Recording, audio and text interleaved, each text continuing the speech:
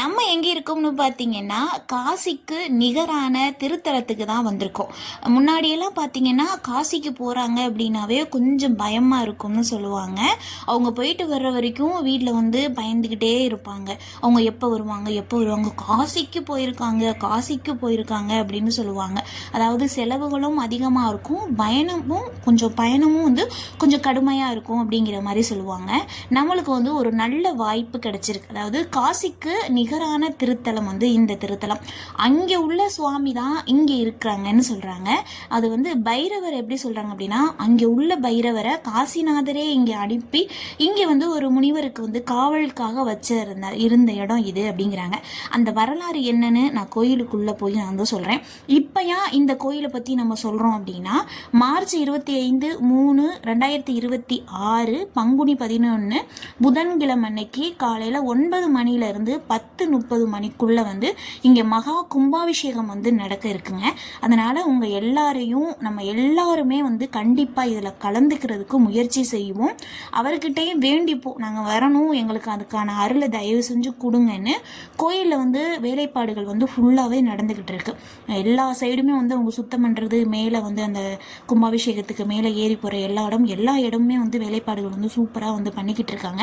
நம்ம கோயிலுடைய வரலாறு என்னன்னு பார்த்துட்டு வந்துடலாம்.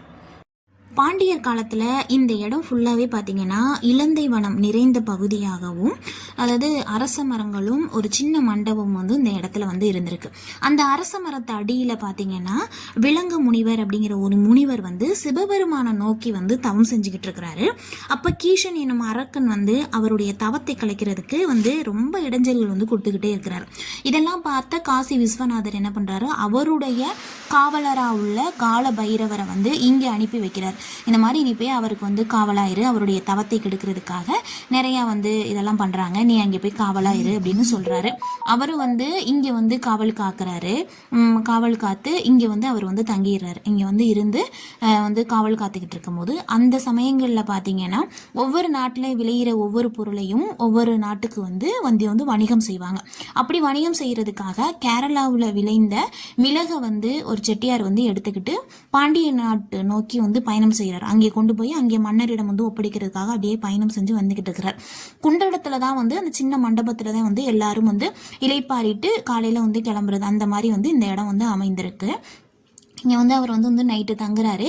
அப்போ வந்து பைரவர் போய் அவர்கிட்ட கேட்குறாரு, இந்த மாதிரி எனக்கு வந்து ஒரே கபமாக இருக்குது, கொஞ்சம் மிளகு கொடு அப்படின்னு சொல்லி கேட்குறாரு. அதுக்கு வந்து செட்டியார் சொல்கிறாரு, இல்லை என்கிட்ட வந்து மிளகு இல்லை, என்கிட்ட இருக்கிறதெல்லாம் பாசி பயிறு அப்படின்னு வந்து அவர் சொல்லிடுறார். சொன்னோன்னே அப்படியே ஆகட்டும் அப்படின்னு சொல்லி பைரவர் என்ன பண்ணுறாரு, அப்படியே சொல்லிட்டு அப்படியே ஆகட்டும் அப்படின்ட்டு அவர் வந்து பைரவர் வந்து போயிடுறாரு. செட்டியார் வந்து இங்கே நைட்டு தங்குறாரு. காலையில் எந்திரிச்சு வந்து பாண்டிய நாடு மதுரையை நோக்கி பயணம் செஞ்சுட்டாரு. அங்கே கொண்டு போய் மன்னரிடம் ஒப்படைக்கிறாங்க. ஒப்படைச்சு மன்னர் பார்த்தா அது வந்து மிளகு ஃபுல்லாக பாசி பயிராக மாறிடுது. மன்னருக்கு ஒரே கோபம், மிளகுன்னு தானே சொன்னேன், அது எப்படி பாசி பயிராக மாறிடுச்சு, என்னை நீ ஏமாத்துறியா அப்படின்னு சொல்லி அவருக்கு வந்து செட்டியாருக்கு வந்து பனிஷ்மெண்ட் கொடுக்குறாங்க, சிறையில் கொண்டு போய் அடைக்கிறாங்க. அப்போ வந்து செட்டியார் வந்து பைரவரை நோக்கி வந்து தவம் செய்கிறார். ஐயா என்னை மன்னிச்சிருங்க, நான் வந்து தெரியாமல் வந்து சொல்லிட்டேன், நான் சொன்னது போலே இங்கே நடந்துருச்சு, என்னை மன்னிச்சிருங்கன்னு சொல்லும்போது பைரவர் வந்து தோண்டி வந்து மன்னரிடம் வந்து சொல்கிறாங்க நடந்தது என்ன அப்படின்னு சொல்கிறாங்க. ஆனால் மன்னர் வந்து அதை வந்து ஒத்துக்கலை. நீங்கள் 2 பேரும் சேர்ந்து என்னை ஏமாத்துறீங்களா அப்படிங்கிற மாதிரி வந்து கேட்குறாரு. நான் என்ன செஞ்சால் நீ வந்து நம்புவேன் அப்படின்னு பைரவர் கேட்குறாரு. அப்போ வந்து மன்னர் சொல்கிறாரு, இந்த மாதிரி அவருக்கு வந்து 2 குழந்தைகள் இருக்காங்க. 2 குழந்தைகளுமே வந்து ஊனமுற்றவர்களாக இருக்காங்க. அவங்க 2 பேரையும் வந்து நீ சரி பண்ணணும் அப்படின்னு சொல்கிறாங்க. உடனே வந்து பைரவரும் வந்து அந்த 2 குழந்தைகளையும் வந்து சரி பண்ணுறாரு. மன்னர் வந்து ஒத்துக்கிறாரு. அது வந்து இதனால தான் நடந்திருக்கு அப்படின்னு சொல்கிறாரு. அதாவது பாசி பயிர் எல்லாம் மிளகாய் வந்து மாற்றப்படுது. ரொம்ப சந்தோஷமாக இருக்குது. பைரவர் வந்து மன்னர் அழைத்து இந்த குண்டடத்துக்கு கூட்டிகிட்டு வர்றார். கூட்டிகிட்டு வந்து இங்கே வந்து நீ வந்து கோயில் கட்டணும் அப்படின்னு வந்து சொல்கிறாங்க. இப்படியெல்லாம் நடக்கணும் அப்படிங்கிறது வந்து ஒரு நியதி, இப்படி தான் இருக்கணும் அப்படிங்கிறனால தான் இது எல்லாமே நடந்திருக்கு. இங்கே வர்றாங்க, மன்னர் மூலியமாக இங்கே வந்து கோயில் கட்டப்படுது. அந்த கோயில் தான் வந்து குண்டடம் வடுகநாதருடைய கோயில். இங்கே வந்து இந்த கோயில் வந்து எழுப்பப்பட்டிருக்கு. அதாவது பைரவருக்கு அவ்வளோ ஒரு சக்தி வாய்ந்த இடம்தான் வந்து இந்த குண்டடம். இங்கே தான் வந்து காசியில் உள்ள பைரவர் வந்து அமைஞ்சிருக்கிறாரு. இங்கே உள்ள எல்லா ஃபோட்டோவிலையுமே பார்த்தீங்கன்னா ஒவ்வொருடைய வரலாறும் வந்து இங்கே வந்து நம்மளுக்கு வந்து நான் வந்து இப்போ ஒரு வரலாறு தான் சொல்லியிருக்கேன். இங்கே நிறைய வரலாறுகள் வந்து சொல்கிறாங்க. கோயிலுக்கு கண்டிப்பாக வாங்க. அடுத்து இன்னொன்று பார்த்தீங்கன்னா முக்கியமானது என்னென்னா கர்ப்பப்பை, நமது பெண்களுடைய கர்ப்பப்பையில் குழந்தையுடைய வளர்ச்சி எப்படி இருக்கும், ஒவ்வொரு வளர்ச்சியும் எப்படி எப்படி இருக்குமோ அதெல்லாம் இப்போ தானே நம்ம ஸ்கேன் பண்ணி பார்க்குறோம். அப்போவே எப்படி இருக்கும் அப்படிங்கிறத ஃபுல்லாகவே வந்து கற்சிலையில் வந்து அவங்க வந்து வடிவமைச்சிருக்காங்க. உள்ளே வந்து வேலைப்பாடுகள் நடந்துக்கிட்டு இருக்கிறனாடி என்னாடி வந்து அதை எடுக்க முடியலை. அடுத்த தடவை கும்பாபிஷேகத்துக்கு வரும்போது நான் கண்டிப்பாக அதை வந்து நான் எடுத்து வந்து உங்களுக்கு காட்டுறேன். அது எப்படி இருக்கும், குழந்தை உருவானதுலேருந்து அவங்க பெருசாக வளர்கிற வரைக்கும் அந்த பெண்ணுடைய கருவறையில் எப்படி இருக்குமோ அதோடைய அந்த வடிவத்தை வந்து இங்கே கொடுத்துருக்காங்க. அதனால் கண்டிப்பாக குழந்தை வரம் வேண்டி வர்றவங்க இங்கே கண்டிப்பாக வந்து இவரை வந்து வழிபாடு செஞ்சால் கண்டிப்பாக கிடைக்கும் அப்படின்னு சொல்லப்படுது. கோயிலில் வந்து பார்த்திங்கன்னா கும்பாபிஷேகத்துக்காக ஃபுல்லாக வேலைப்பாடுகள் நடக்கிற மாதிரி கோயிலுக்கு முன்பகுதியே பார்த்திங்கன்னா யாகசாலைக்கு வந்து பெரிய இடம் வந்து ஒதுக்கியிருக்காங்க. கோயில் வந்து ரொம்ப தூரமாக நானே வந்து யோசிச்சுக்கிட்டே வந்தேன். குண்டடத்தில் கோயில் இருக்குது அப்படின்னா எவ்வளோ தூரம் போகணும், எங்கே இறங்கி போகணும் அப்படிங்கிறது ஒரே குழப்பமாக இருந்தது. கோயில் மெயின்லே இருக்குது. குண்டடம் பஸ் ஸ்டாண்டில் இறங்கணுன்னா குண்டடம் அப்படிங்கிற அந்த பஸ் ஸ்டாண்டில் இறங்கணுன்னு கொஞ்சம் தூரத்தில் வந்து கோயில் இருக்குது. நம்ம வந்து ஒரு மினிமம் ஒரு 10-12 ஸ்டெப்பு இல்லை கொஞ்சம் கூடவே கொஞ்சம் நடந்து போகிற மாதிரி தான் இருக்குது. ரொம்ப இங்கேருந்து பார்த்தோம்னா கோயில் தெரியும், பஸ் ஸ்டாண்ட்லேருந்து பார்த்தோம்னா கோயில் தெரியும், அந்த மாதிரி தான் இருக்குது.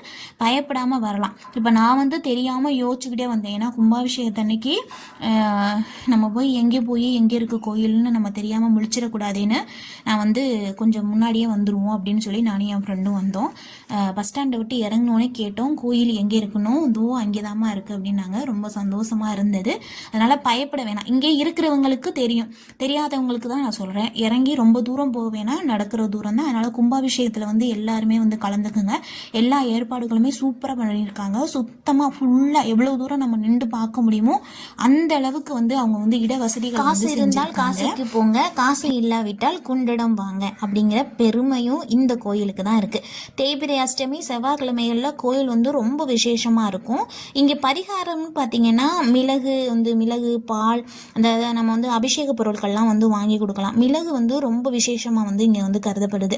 மிளகு அபிஷேகமாக இருக்கட்டும், இல்லை வந்து சாமிக்கு வந்து நம்ம கொடுக்குறதா இருந்தாலும் மிளகு வாங்கிட்டு வந்து கொடுக்கலாம் அப்படிங்கிறாங்க.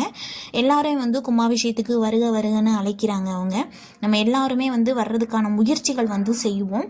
வயதானவர்கள்லாம் வந்து காசிக்கு போயிட்டு வந்தால் நல்லது அப்படின்னு சொல்லுவாங்க. அப்படியே போக முடியாதவங்க இங்கே வர்றதுக்கு முயற்சி பண்ணுங்க. வடுகநாதரை வந்து வேண்டிக்கிங்க, நாங்கள் வரணும் அப்படின்னு. அதுக்கான வாய்ப்பு அவர் கொடுக்கணும் எல்லாருக்கும். நானும் கண்டிப்பாக வரணும்னு நினைக்கிறேன். அவர் எனக்கும் அந்த வாய்ப்பு கொடுக்கணும்.